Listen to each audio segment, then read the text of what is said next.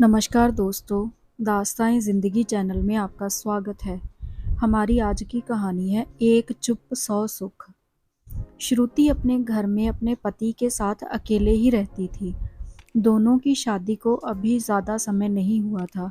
श्रुति के ससुराल में सिर्फ दोनों पति पत्नी ही थे। सास ससुर का पहले से देहांत हो चुका था। ना कोई देवर था, ना कोई ननद। श्रुति को सब श्रु कहकर पुकारते थे। दोनों पति पत्नी गर्म स्वभाव के थे। थोड़ी थोड़ी बात पर दोनों में झगड़ा हो जाता था। कभी तो नौबत यहाँ तक आ जाती थी कि घर में बना हुआ खाना भी बेकार हो जाता था। दोनों में से कोई खाना नहीं खाता था। किसी बड़े बुजुर्ग की कमी घर में साफ झलकती थी, जो इन दोनों को समझाकर सुलह करा सके।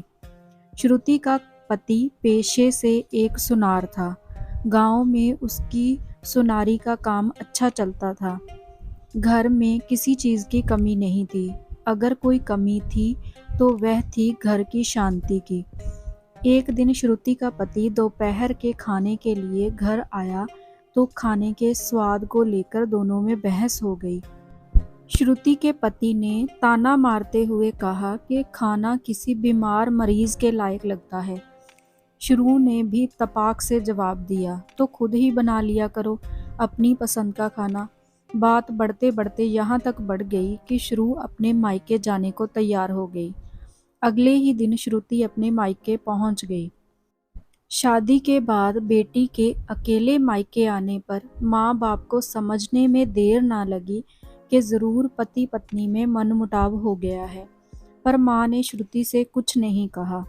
रात को जब सब खाना खा चुके थे तो श्रुति की माँ ने श्रुति से पूछ ही लिया कि तुम अकेले ही आई हो, ज़रूर घर में कुछ कलेश हुआ होगा। तब श्रुति ने गुस्से में आंखें तरेरते हुए कहा कि क्या बताऊँ माँ, आपके जवाई राजा का मिजाज बहुत ही चिड़चिड़ा हो गया है, जो जब तब मुझसे लड़ते रहते हैं। हर छोटी छोटी बात पर झगड़ा करते हैं, जहाँ तक कि कई बार मेरा बनाया हुआ खाना भी बेकार हो जाता है। माँ पूरी गंभीरता से श्रु की बात सुन रही थी। माँ ने कहा, श्रुति, इसमें कोई बड़ी बात नहीं है। ऐसा तो हर घर में होता रहता है।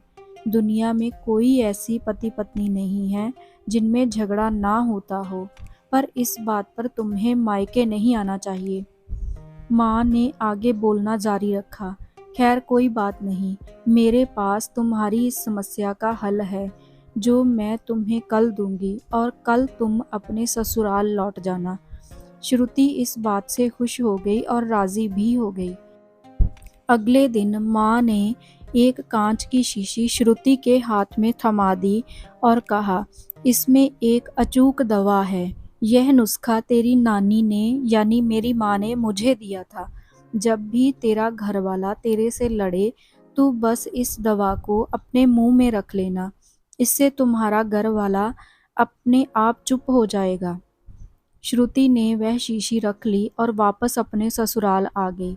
ससुराल पहुंचकर श्रुति ने उस दवाई की परीक्षा करनी शुरू की।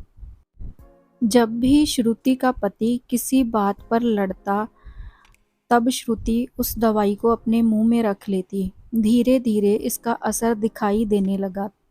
उसके पति का लड़ाई करना काफ़ी कम हो गया था। ये देख श्रुति बहुत खुश थी। कुछ दिन बाद श्रु एक बार फिर अपने मायके गई। वो इस बार बहुत खुश थी। उसने बड़े ही उत्साह से माँ से कहा, माँ, तुम्हारी दवाई तो बहुत ही कारगर साबित हुई। वो दवाई बनाने का नुस्खा आप मुझे भी बता दो, ताकि मैं खुद ही बना लूँ, क्योंकि बार बार आना जाना मुश्किल हो जाता है। इस पर माँ ने मुस्कुराते हुए जवाब दिया, अरे मेरी प्यारी श्रु, जो शीशी मैंने तुम्हें दी थी उसमें सिर्फ शुद्ध गुड़ की बनाई हुई गोलियां ही थी और कुछ नहीं। तुम्हारी समस्या का हल तुम्हारे चुप रहने में है। जब भी तुम अपने मुंह में गुड़ की गोली रख लेती हो तो उसका मीठा स्वाद लेने लगती हो और चुप हो जाती हो। तुम्हारी चुप्पी देखकर तुम्हारे घर वाले का गुस्सा भी शांत हो जाता है। इसी को एक चुप सौ सुख कहते हैं।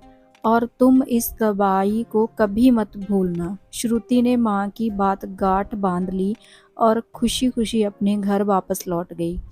श्रुति का नरम स्वभाव देखकर धीरे धीरे उसके पति के स्वभाव में भी बदलाव आना शुरू हो गया। कुछ ही समय बाद दोनों को एक बेटी हुई। अब वह तीनों एक खुशनुमा जीवन बिताने लगे। आपको आज की कहानी कैसी लगी, कमेंट बॉक्स में बताइएगा। ऐसी और कहानियाँ देखने और सुनने के लिए चैनल को लाइक, सब्सक्राइब और शेयर करें। Thanks for watching.